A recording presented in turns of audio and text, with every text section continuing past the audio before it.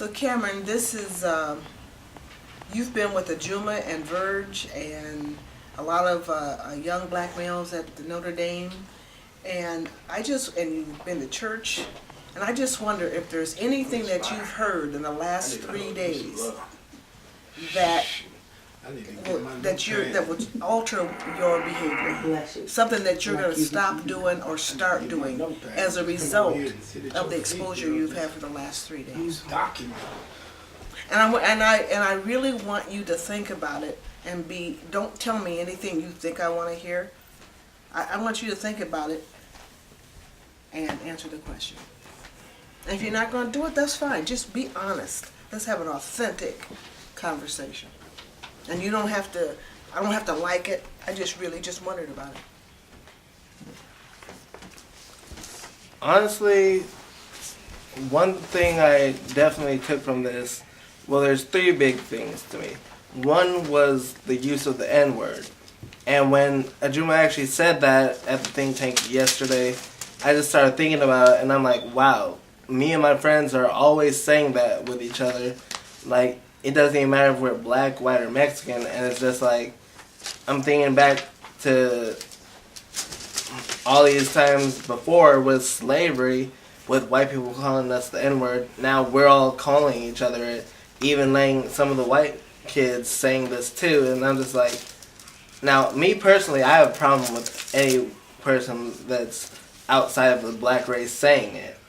But especially now with me thinking about it since yesterday, I've decided that I'm going to stop even using that word with even like me and my closest friends. And another thing that I took from it was when he was talking about entrepreneurship, and I already tried to kind of start a little business for myself with the lawns and the landscaping and stuff.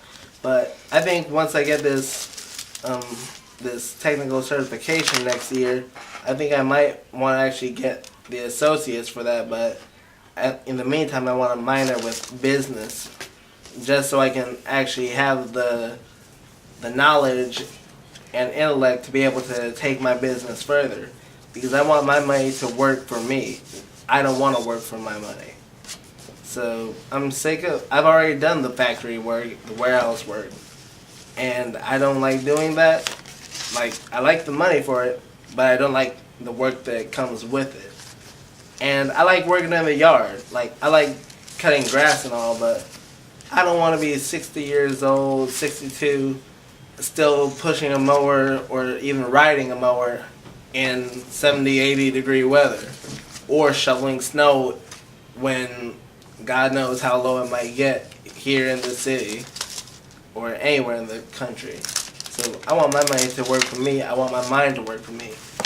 And even if that means getting a career going with my music, like, it seems like that's starting to take off for me a little bit, getting some more recognition too. So I'm going to even start working even more with that, because I feel like I'm starting to get So I want to kind of bring you back to, I guess, are there any personal habits that are really don't bear any fruit for you? Are there any personal habits that you are either going to start doing or stop doing? I like what you said, don't get me wrong, but I just wanted to just kind of bring it back a little bit, a little more personal.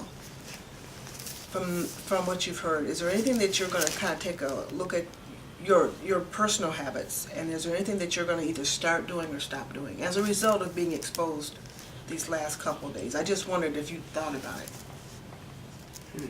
I've thought about it some, and like I said, stopping, completely discontinuing the use of me using the N-word in any circumstance. Yes. That's a real that's personal for one. And that's something immediate. I like that. And I actually I'm actually going to start making myself read more, though. Like, I know I'm very literate, I'm very intelligent when it comes to reading. I can comprehend just about anything I read on the first try, so it's like I want to start getting back to doing that, especially with me going back to school in a few months. And I feel like I got away from even my language, like not speaking English. I can easily speak with any capabilities. But I want to actually go back to studying the other languages that I started trying to learn, like Spanish and French, and I even started learning some Japanese and a little Russian, but I want to actually get to where I can speak those fluently, and at some point I want to actually learn the native tongue from our country, like, from back in Africa. I want to start learning those languages. Well, there are many. Well, good. That's great. So I want to try to start learning some of them. I may not get fluent in all of them with however many languages there are over there, but I want to be able to at least speak with other people that look like me that don't speak the same language as that we've been trained through all these centuries to speak, being English. Like, I know I've seen people that look like me over even on video games that black just like me, but they speak Portuguese, French, some of them speak like Arabic, and it's like I want to be able to communicate with them without having to look at my phone and type in things to my translator just to speak. So that's some of the main things. Can you listen?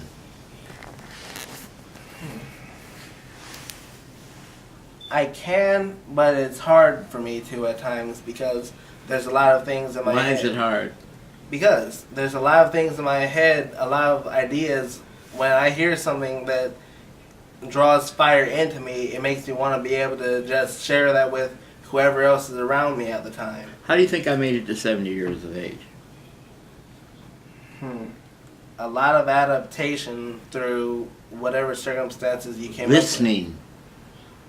Right. I can listen to you and tell bullshit when you say it. Okay. Because you're so hung up in talking and doing and being involved in, you have to learn how to listen. Now, granted, we don't always take to heart what we hear, but you gotta learn how to listen. The only reason why Ajuma is as good as he is, the only reason why I'm as good as I am, is because we listen. The more you listen, the more it'll unlock the tools in your mind. Well, talking about what Virg is talking about in terms of listening, do you think, because we elders, non-millennials, are always saying all this stuff that we say, are we correct that the popular culture has a negative influence on millennials, on your age group? Are we correct when we say that? I mean, I agree in some aspects of it because, like, if you look at Lil Wayne, Tyga, even Drake sometimes, and Rick Ross, all these different people nowadays, a high percentage of them actually focus three to four main things: spending money, drugs, sex, and God knows what else. I can't think off the top of my head, but a lot of them just talk about those things. And to me, that there kind of makes, like, I see kids younger than me, like 13 and 14 and 12, like my dad's wife's daughter's kids. I've seen them talking about, saying lyrics from a song talking about baking soda, and they didn't even know what they were talking about. And I'm just sitting back, because I know the song that they were talking about. And I'm thinking, if they don't even realize, and if they do realize they're talking about drugs in that song, the fact that they're talking about that, saying that, is almost adding them into the statistics that white people try to put us in. People that do drugs, use drugs, or sell drugs. So when they're saying that, if they say that in school, you're going to, you know how people are. You work with faculty and staff in institutions. If you hear a young black male saying that, you're instantly going to probably put that on file, possible drug dealer.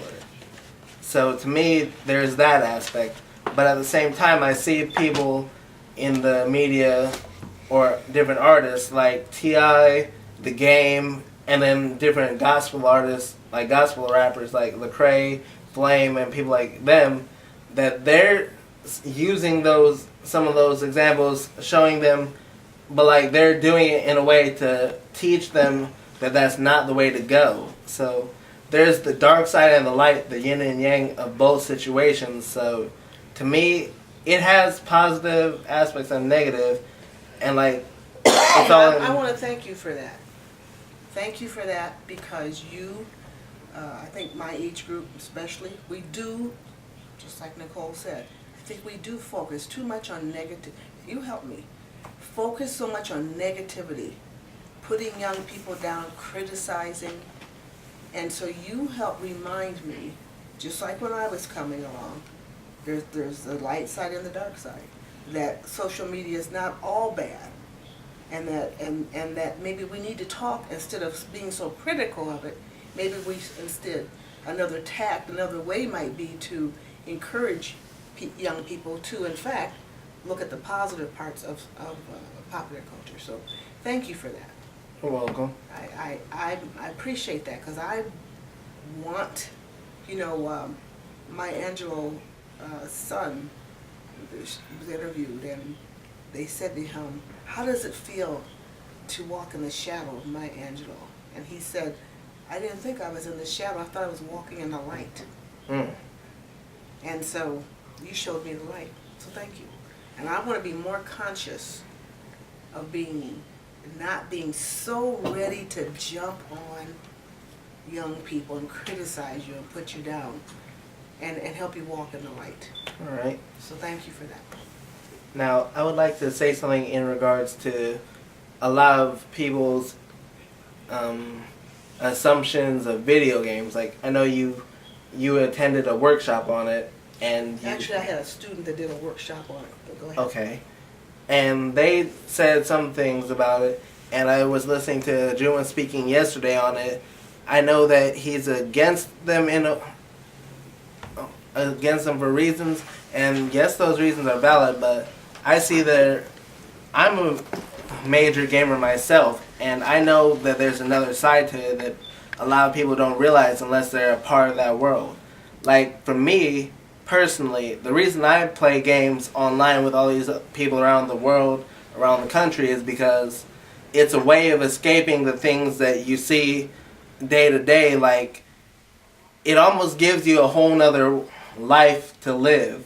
Like, you see friends of yours being gunned down in the street by each other, by the police, being strung out on different drugs, having all these different kids and stuff, and knowing that a lot of them have had dreams of like wanting to play basketball, being rappers, being writers and stuff, but seeing them being dead, going in their graves at such young ages, for me it's a way of almost living in a superhuman world where it's like I can almost make my own destiny of how things are.